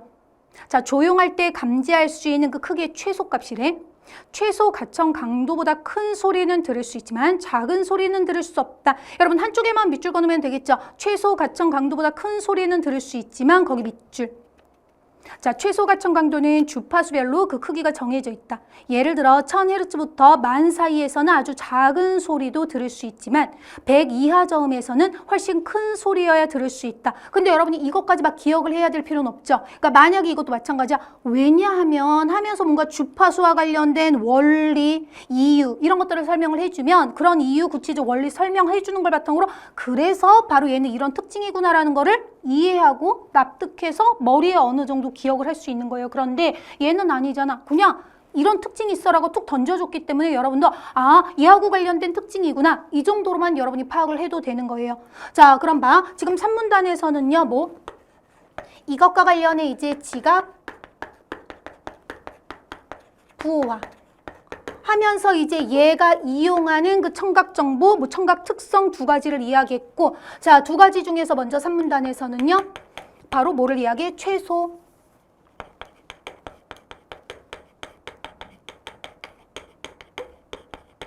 근데 어쨌든 중요한 거는 뭘까요? 이에 대한 특징 조금 반복적으로 나오는 거를 통해서 바로 이 개념에서도 이미 나왔던 것처럼 청각이 감지할 수 있는 소리 크기의 최소값. 그래서 바로 얘보다 커야지 이제 들을 수 있다는 거구나. 이 정도 생각하면 되고, 최악의 경우에 만약에 선생님 저는 그 부분이 핵심인 거를 몰랐어요 라고 했다면 어쨌든 그런데 이 압축과 관련해 얘가 서술됐고 바로 이것과 관련해 우선 기본적인 개념으로 요게 제시됐다. 이 정도는 여러분이 파악하고 있을 수 있잖아. 자, 그 다음 볼게요. 3문단. 한편 큰 소리로 인해 작은 소리가 들리지 않는 현상을 차폐라고 하며, 여러분 차폐 동그라미 바로 뭐예요? 3문단에서 자, 청각 특성으로 이렇게 두 가지 이용합니다라고 했는데 바로 그 두 번째 특성을 지금 이야기하고 있죠. 차폐. 자, 차폐는 뭐래? 작은 소리가 들리지 않는 현상, 큰 소리로 인해 차폐를 일으키는 큰 소리를 차폐음이란다. 여러분 차폐음 동그라미. 두 소리의 주파수가 가까울수록 차폐가 쉽게 일어나고, 다 두 소리의 주파수 뭐예요? 바로 큰 소리 때문에 작은 소리가 들리지 않는다고 했지. 바로 그 큰 소리하고 작은 소리, 그런 이 두 소리의 주파수가 가까울수록 차폐가 쉽게 일어나고, 주파수가 어느 정도 차이가 나면 차폐가 일어나지 않는다. 얘도 서로 반대되는 내용이니까 한쪽에만 밑줄 그으면 되겠죠. 거기 밑줄 긋자. 두 소리의 주파수가 가까울수록 차폐가 쉽게 일어나고 밑줄. 자, 차폐음의 주파수를 기준으로 차폐가 일어날 수 있는 가장 낮은 주파수와 가장 높은 주파수 사이의 구간을 임계대역이라고 한다. 여러분 임계대역 동그라미. 근데 뭐예요? 이 차폐가 일어날 수 있는 가장 낮은 주파수, 가장 높은 주파수 사이. 근데 차폐라고 하는 거는 뭐라고 했어? 작은 소리, 큰 소리로 인해서 작은 소리가 들리지 않은 거. 그러니까 이 임계대역이 있다는 거는 소리가 안 들릴 수 있는 거구나 라고 생각할 수 있지. 자, 어쨌든 이걸 지금 말하면서 임계대역의 폭은 차폐음의 주파수에 따라 다른데 고음에서는 저음에서보다 임계대역이 훨씬 넓다. 이 부분 관계 나오니까 밑줄 그어놓고요. 고음에서는 저음에서보다 임계대역이 훨씬 넓다. 밑줄. 근데 이 부분도 마찬가지야. 왜? 이유나 원리 같은 거 설명 안 해줬어요. 그러니까 그냥 뭐 하면 돼? 어쨌든 임계대역과 관련한 특징을 말하고 있구나. 우선 요 정도. 자, 차폐를 고려한 실제 청각이 감지할 수 있는 소리 크기의 최소값을 차폐 문턱값이란다. 여러분 차폐 문턱값 동그라미. 근데 보세요. 조금 잘 독해를 했다면 앞에서 3문단에서 최소 가청 강도라고 하는 게 어떤 거였어요? 조용할 때 청각이 감지할 수 있는 소리 크기의 최소값. 그러니까 그냥 간단히 뭐예요? 이 정도 이것보단 커야지 이제 소리를 들을 수 있는, 그러니까 바로 그 기준값이라고 할 수 있는 부분이었지. 그런데 지금 4문단에서는요. 그 다음에 이제 소리가 들리지 않는 차폐에 대해서 이야기를 했고, 그러더니 마지막 부분에 차폐를 고려해 실제 청각이 감지할 수 있는 소리 크기의 최소값. 그러면 얘도 소리 크기의 최소값이었는데 지금 여기 말하는 차폐 문턱값 바로 뭐예요? 차폐를 고려했을 때 실제로 이제 들을 수 있는 바로 그 값을 말하는 거구나. 그러니까 얘는 기본적인 값이라면 지금 차폐 문턱값이라는 거는 이것까지 고려했을 때 이제 들을 수 있는 크기의 최소값을 말하는 거구나. 이렇게 생각을 해볼 수가 있어요. 그런데 그거 못했다 하더라도 적어도 여러분이 어쨌든 지금 4문단에서는 바로 얘에 대한 특징을 이야기를 하고, 근데 얘하고 관련된 여러 가지 이야기하고 있죠. 차폐음, 그 다음에 임계대역. 근데 얘네가 각각 서술된 건 아니고 뭐예요? 들을 수 없는 거. 그래서 그렇게 들을 수 없게 만드는 큰 소리가 바로 차폐음이야. 그리고 이제 이 차폐가 일어날 수 있는 바로 그 구역을 뭐예요? 여기서 가장 낮은 주파수, 가장 높은 주파수. 그러니까 임계대역이라고 하는 것도 바로 임계대역 안에 있다는 거는 바로 차폐, 일어날 수 있다. 즉 소리가 들리지 않을 수 있는 부분이구나 라고 하는 거. 그리고 중요한 건 이제 이걸 바탕으로 뭐예요? 그래서 이제 실제 들을 수 있는 것과 관련된 걸로 지금 뭐 차폐, 뭐를 문턱값, 요거를 이야기를 하고 있지. 있으면 아까 말한 것처럼 좋은 거는 뭐야? 어쨌든 지문에서 얘 들을 수 있는 거. 근데 얘를 고려했을 때 실제로 들을 수 있는 것과 관련 있는 거 얘. 그러니까 이 둘은 그런 관계구나라는 것까지 생각하면 좋긴 하고, 하지만 못 잡아도 상관없고 최소한 그래도 뭐는 해야 돼? 어쨌든 지금 이 압축과 관련해 먼저 활용하고 이용하는 정보, 청각 특성으로 요런 것들 말하고 있구나. 이 정도. 그런데 중요한 건 3문단 제일 마지막에 뭐래요? 지각부호하는 이런 성질들을 이용하여 오디오 신호를 압축한다. 이래서 선생님이 지문이 진짜 친절하다고 한 거예요. 앞에서 이미 이거 필요해. 그래서 이걸로 지금 이거를 제시했고, 그런데 얘가 이용하는 청각 특성은 이런 게 있어라고 이야기했거든. 그런데 이 내용들을 읽는 과정에 여러분이 혹시나 잊었을까 봐 다시 한번 뭐 해주는 거야? 봐봐. 바로 내가 지금까지 말한 이게 얘가 이용하는 거야. 바로 이런 특징을 이용해서 얘가 이제 압축하는 거야 라고 다시 한번 핵심이 얘라는 거를 이야기를 해주고 있어. 그러니까 선생님이 처음에도 말했잖아요. 이 마지막 지문 같은 경우에는 강강강보다는 강약약 강이라고. 바로 뭐가 강이야? 이런 부분들이 강인데 이 최소 가청 강도나 차폐, 바로 3문단 뒷부분 4문단에서 이야기하는 거는 아주 그 자체가 핵심은 아니죠. 바로 이런 특성을 이용해서 얘가 이제 압축을 한다는 거. 그러니까 일종의 배경 지식이 이렇게 나왔다고 할 수 있고, 선생님이 본 수업에서 자주 이야기하잖아요. 우리가 실험 연구 이런 것들만 보더라도 그 실험을 왜 하는지가 처음 나오고요. 그다음에 이 실험이 이제 어떤 식으로 진행되는지 구체적인 내용, 뭐 어떤 과정, 그리고 그 안에 이제 뭐예요? 어떤 과학적인 원리, 개념 이런 것들이 나오기도 하고. 그래서 어쨌든 이런 과정을 거쳐서 이런 결과가 나왔어요. 그래서 이런 결론을 도출했어요라고 할 때 여러분이 어려워하는 거는 그 중간 부분이에요. 실험을 어떻게 했는지, 어떤 과정을 거쳤는지, 그리고 그 안에 막 복잡한 어떤 이론들이 나오면 뭐야 하게 되거든. 그런데 진짜 중요한 건 뭐예요? 이 실험을 왜 했는지, 그래서 어떤 결과가 나왔는지, 그게 핵심이잖아요. 그러니까 여러분이 아무리 중간에 막 복잡하고 어려운 내용이 나왔다 하더라도요, 그것 때문에 흔들리면 안 되는 거. 어쨌든 그래서 어떤 결과 나왔지? 이 부분을 여러분이 잡아야 되는 거. 얘도 마찬가지예요. 중간에 지금 막 이런 것들을 말하고 있는데 적어도 여러분이 뭐는 해야 돼? 얘가 핵심이지. 그런데 얘가 이용하는 것으로서 지금 이런 내용들이 나왔거든요. 그러니까 여러분이 어쨌든 지금 요런 소리의 특성을 가지고 있다는 거구나. 그냥 이렇게 우선 파악이라도 해야겠어라고 내려가도 되는 거예요. 그랬을 때 지금 방금 읽은 요 3문단 마지막 문장을 통해서 다시 한번 그렇지. 얘네들 자체가 중요한 게 아니라 바로 얘가 이런 특성을 이용을 해서 이제 압축을 하는 게 핵심이구나. 다시 한번 잡을 수 있는 거고. 자, 그러면 5문단. 지각부호화에서는 오디오 신호를 먼저 주파수에 따라 여러 개 임계대역으로 나누고 각 임계대역에서 최소 각청 강도와, 자, 그럼 여러분 여기까지 읽었을 때 뭐예요? 이거 하고 그 다음에 이거 하고 라고 말하니까 이 부분도 뭐 어떤 순서 과정을 지금 이야기를 하는 거지. 자, 그래서 동그라미 1번, 2번 하면은, 자, 먼저 첫 번째 오디오 신호를 먼저 주파수에 따라 여러 개 임계대역으로 나눈다는 거, 이거 동그라미 1번. 그 다음 각 임계대역에서 최소 가청 강도와 차폐음을 고려하여 차폐 문턱값을 구한다. 여러분 거기 동그라미 2번. 자, 근데 봐. 여기에서 하나 또 패자부활전이라고 할 수 있겠지. 이런 특성 나왔어요. 바로 뭐냐면 지문에서, 아까 읽으면서 지문에서 얘를 말하고 그 다음에 이거를 말하면서 마지막 정리할 때 얘를 뭐라고 했어요? 차폐를 고려해 이제 실제로 들을 수 있는, 바로 이거예요라고 이야기했거든요. 그러니까 여러분이 읽으면서 뭐를 했다면 얘는 그냥 기본적인 거, 근데 이제 들리지 않는 부분까지 고려했을 때 실제로 들을 수 있는 그게 이거구나. 바로 얘하고 얘가 이런 관계구나라는 거를 잡을 수 있는데, 어쨌든 앞에선 직접적으로 얘하고 얘 관계를 말해주진 않았어. 선생님이 늘 말하잖아. 최소한 지문이 말해주는 거라도 알고 있으면 돼요. 근데 지문에서 어쨌든 얘는 이런 거야, 얘네는 이런 거야, 그냥 이렇게만 말해줬거든. 그러니까 그냥 만약에 그렇구나 이렇게 잡았으면 괜찮아요. 그 정도라도. 그런데 지금 읽은 부분에서 뭐야? 최소 가청 강도와 차폐음을 고려하여 차폐 문턱값을 구한다. 이 부분을 통해서 뭐 할 수 있어? 그러니까 지금 이 얘네들의 관계, 이 내용들, 어쨌든 이걸 바탕으로 얘가 이렇게 나오게 되는 거구나 라고 하는 거, 이 관계를 조금 알 수 있는 부분이에요. 이 부분을 통해. 그러니까 그냥 단순히 각각 개별적으로 나열된 게 아니라 어쨌든 바로 얘, 그 다음에 차폐와 관련된 이런 특징, 이거를 가지고 바로 알 수 있는 게 이거구나 라는 거 알 수 있고. 근데 여기서 놓쳤다 하더라도 우선 넘어가 볼게요. 그냥 겨우 어쨌든 동그라미 2번 이 두 번째 단계구나, 이거라도 파악을 해야 되는 거지.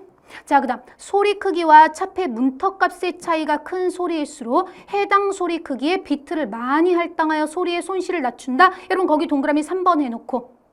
그런데 이 세 번째를 통해서 확실히 뭐 할 수 있어요? 앞에서 여러 개를 말했지만 그 중에 진짜 핵심은 바로 지금 얘와 관련한 내용을 이야기를 하는데, 그 중 핵심은 어떤 거?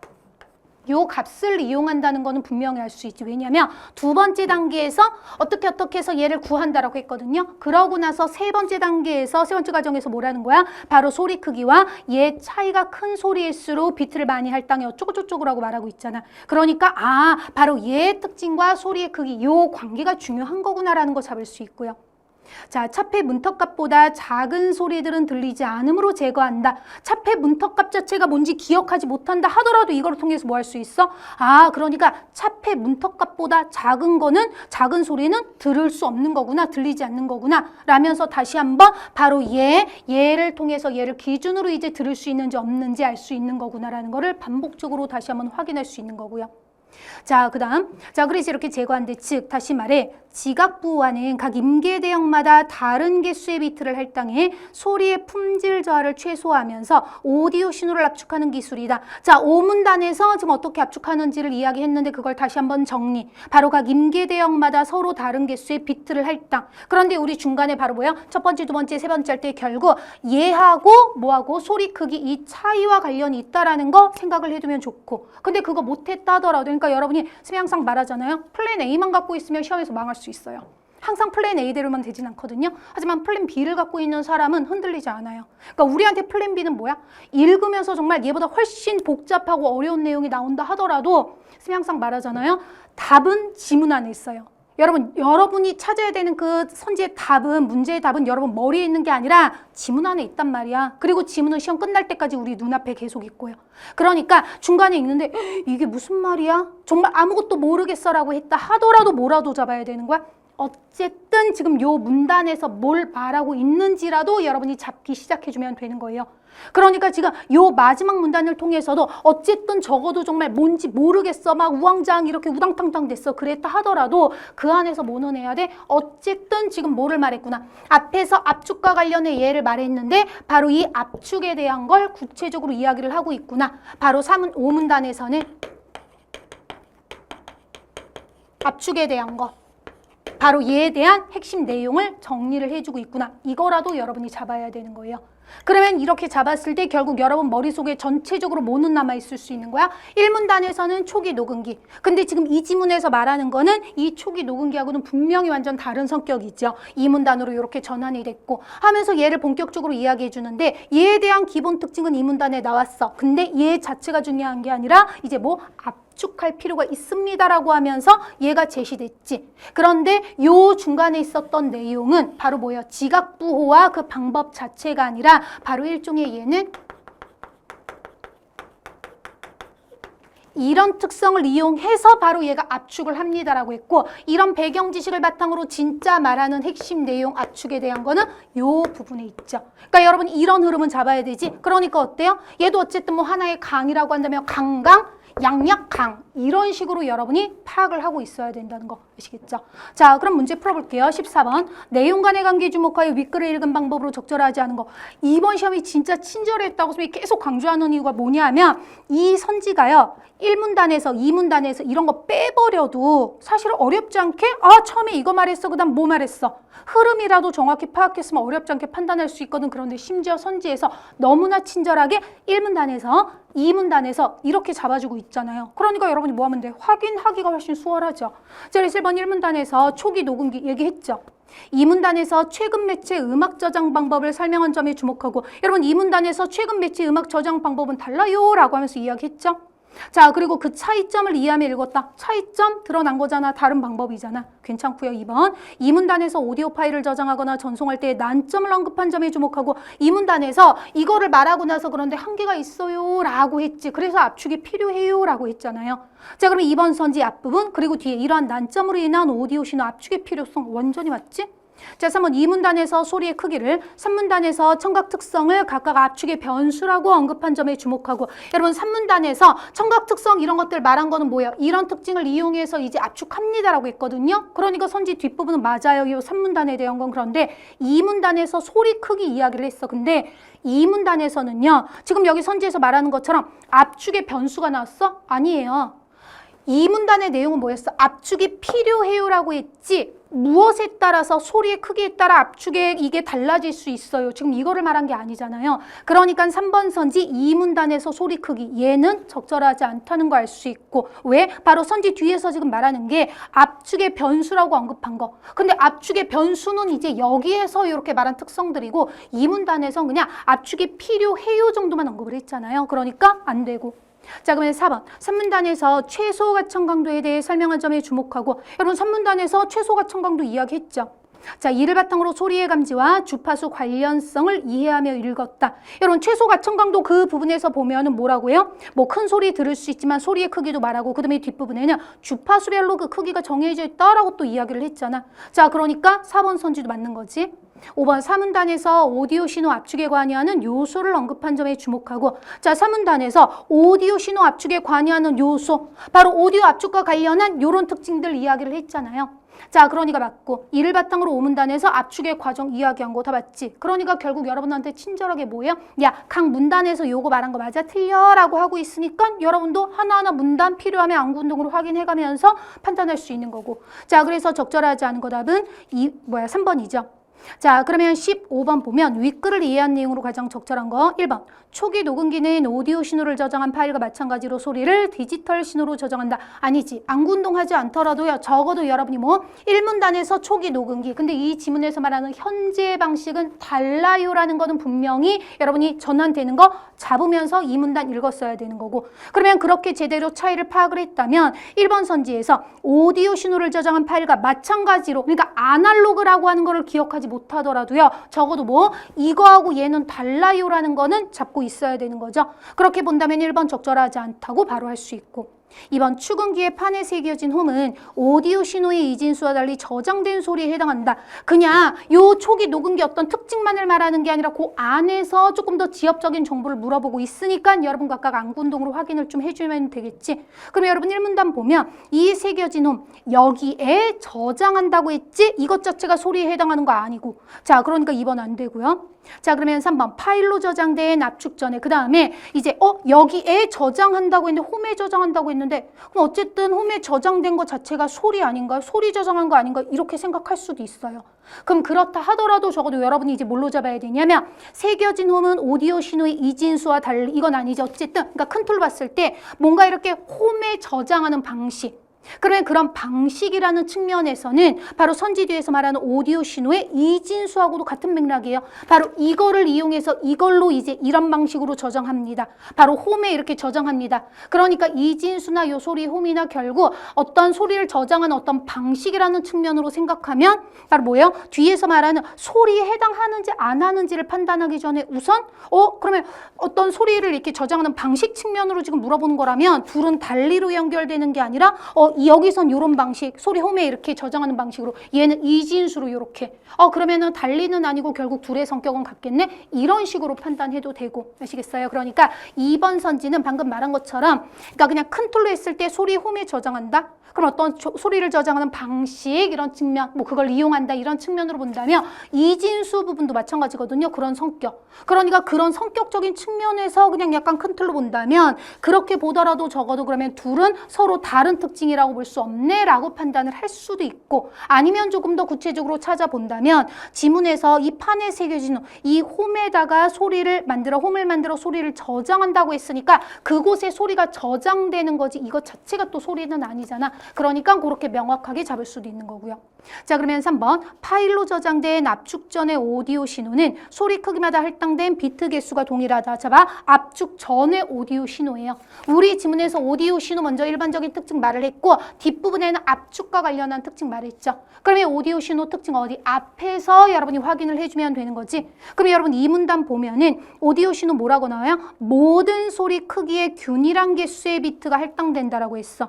그러니까 3번 선지 바로 소리 크기마다 할당된 비트의 개수가 동일하다라는 거 맞다는 거 알 수 있죠. 자, 그러면 4번 비트를 많이 사용하여 오디오 신호를 저장할수록 네트워크 전송에 적합하다. 아니지. 이것도 안구운동 안 하고도요. 지문에서 얘를 말하고 그런데 한 게 뭐야? 저장이나 전송하는 데 있어서 그게 너무 많다라고 이야기한 거지. 그래서 뭐가 필요하다? 압축할 필요가 있다. 왜냐면 데이터 양이 너무 많으니까. 그렇게 본다면 4번 선지 네트워크 전송에 비트를 많이 사용하는 거 적합하다. 아니죠. 적합하지 않기 때문에 이제 압축을 하는 거. 자, 그래서 4번 안 되고 5번 오디오 신호를 압축할 때 소리의 품질 저하가 최소가 되도록 아날로그 형태로. 아니죠. 아날로그 형태로 하는 거는 앞에 먼저 초기 녹음기하고 관련된 거였지. 자, 그래서 가장 적절한 거 답은 3번 이렇게 볼 수 있고. 자, 그럼 16번 청각 특성에 대한 설명으로 가장 적절한 거 1번 최소 가청 강도는 사람이 들을 수 있는 주파수의 최소가. 그냥 여러분이 언뜻 뭔가 들을 수 있는 최소값이었어. 이렇게 하면 안 되죠. 어쨌든 여러분 머리에 확실하게 뭔가를 이해를 한 게 아니고 어쨌든 이런 걸 말했구나. 그냥 어떤 특성이랑 관계했구나라는 거 정도만 봤다면 당연히 안구운동으로 확인을 정확하게 해줘야 돼요. 그런데 이 지문은 앞에 지문들과 마찬가지로 어쨌든 한 문단마다 각각각의 내용이 나오니까 안구운동 방향 잡기도 훨씬 수월하게 할 수 있단 말이야. 자, 그러니까 1번 최소 가청 강도 바로 뭐예요? 여기서 말한 거 확인해보면 들을 수 있는 주파수가 아니라 뭐야? 소리 크기의 최소값이죠. 1번 바로 안 되고 2번 임계대역은 차폐음의 주파수의 그것보다 높은 주파수 아니지. 임계대역 사문단 보면은 뭐예요? 차폐음의 주파수를 기준으로 차폐가 일어날 수 있는 가장 낮은 주파수, 가장 높은 주파수 그 구간이잖아. 2번 안 되고 3번 저음에서는 최소 가청 강도가 크므로 임계대역도 고음의 임계대역보다 넓다. 여러분 3번 선지는 지금 최소 가청 강도 특징과 임계대역 특징을 각각 물어보고 있는 거. 그러면 최소 가청 강도 특징 먼저 3문단에서 보면은 저음에서 여러분 3문단 마지막에 뭐래요? 100 이하의 저음에서는 훨씬 큰 소리여야 된다. 그러니까 저음에서는 최소 가청 강도가 크므로까지는 맞지. 자, 근데 임계대역은 여러분 임계대역은 3문단에 나오죠. 자, 근데 3문단에서 우리 밑줄 긋은 부분도 있잖아. 고음에서는 저음에서보다 임계대역이 훨씬 넓다라고 했지. 자, 그런데 지금 선지에서는 저음이 고음의 임계대역보다 넓다. 아니죠. 바로 고음에서 더 넓은 거잖아. 그러니까 뒷부분 적절하지 않고. 4번 임계대역 내에서 큰 소리로 인해 들리지 않는 작은 소리를 차폐음이라고 한다. 아니죠. 3문단에 들어오면 차폐음은 바로 뭐예요? 차폐를 일으키는 그 큰 소리를 이야기하는 거. 자, 그러면 5번 차폐음과 어떤 소리의 주파수 차이가 임계대역 폭보다 크면 두 소리 사이에는 차폐가 일어나지 않는다. 여러분 차폐에 대한 거니까 이제 3문단에서 확인하면 되지.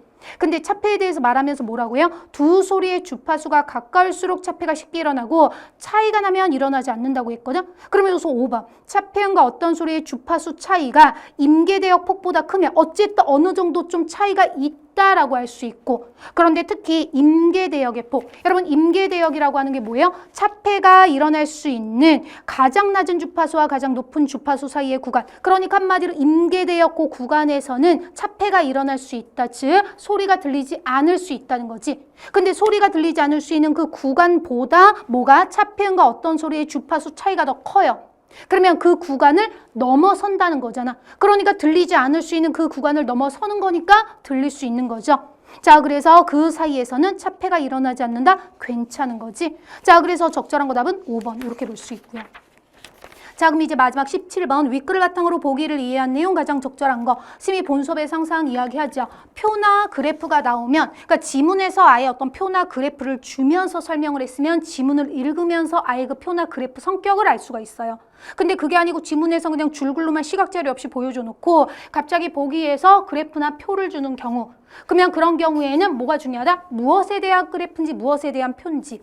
자, 그래서 여러분 표가 나오면 무엇에 대한 표인지 파악을 해야 되죠. 자, 그럼 그 무엇이라고 하는 거는 뭐? 가로, 세로, 항목 얘네들 보면 되는 거고. 그러면 얘는 지금 소리 A, B, C, D 별거 없죠. 그런데 밑에 뭐야? 주파수, 소리 크기, 최소 가청 강도, 차폐 문턱값. 바로 우리 지문에서 말한 내용들.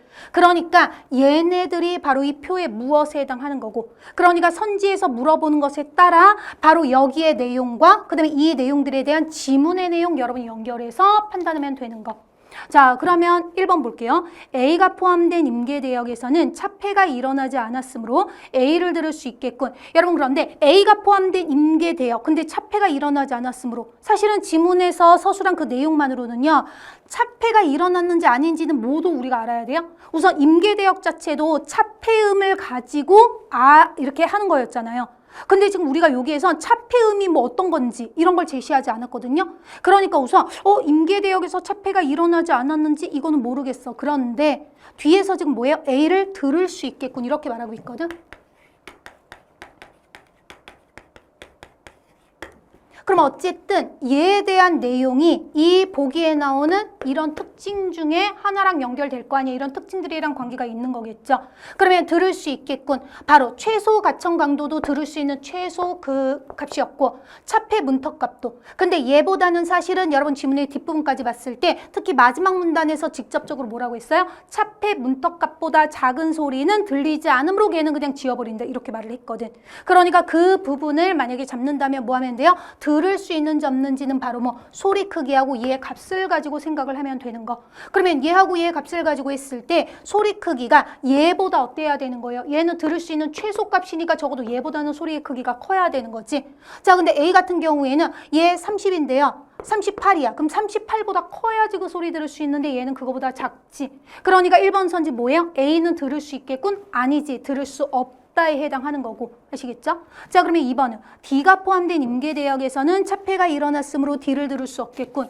여러분 평가원, 그러니까 모든 시험도 그렇지만 특히 평가원은요. 여러분한테 막 시간을 그냥 무조건 막 정말 이렇게 막 눈으로 막 계속 하나하나 막 모든 선지를 계산해야 되고 이렇게 만들지는 않아요.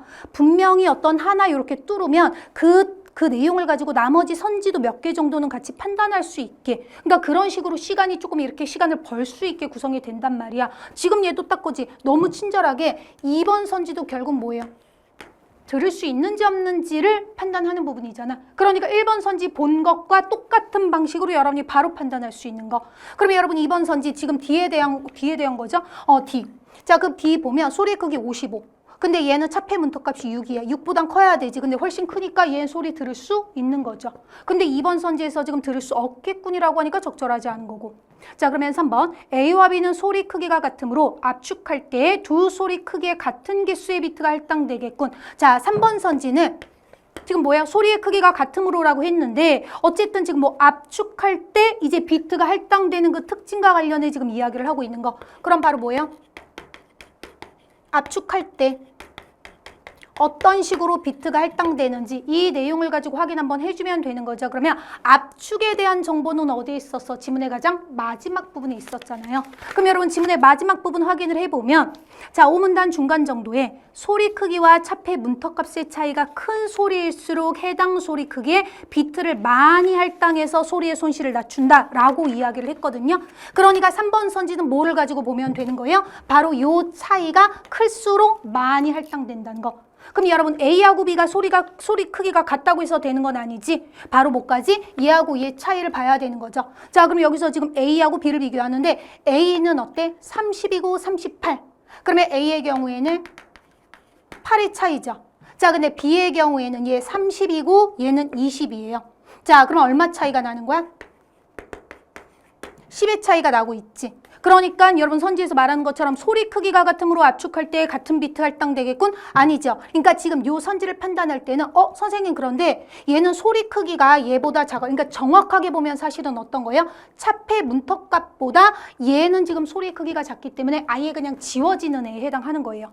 근데 그것까지 생각을 하지 않아도 답이 나오도록 이렇게 선지가 친절하게 구성됐다. 그러니까 정확하게 본다면 지금 얘는 8이고 얘는 10이죠. 근데 우리가 이거 보는 과정이 어때? 소리 크기가 얘보다 작아요. 그러니까 지문의 내용에서 이런 경우에는 뭐라고 했어? 아예 소리 크기가 얘보다 작으면 그냥 얘는 지워버리는 거지. 그러니까 얘는 사실은 지워버리는 거고, 그 다음에 얘는 이제 10 차이가 나는 거. 그런데 얘는 이미 지워졌으니까 비교 대상이 없죠. 그러니까 3번 적절하지 않다라고 할 수 있고. 근데 만약에 이 차이가 어떤 게 더 큰지 작은지를 생각하지 못했다 하더라도 이 내용만으로도 어때요? 어쨌든 둘의 크기 차이가 다르기 때문에 같은 비트 할당된다는 건 아니야 라는 거 바로 알 수 있는 거고. 알겠지?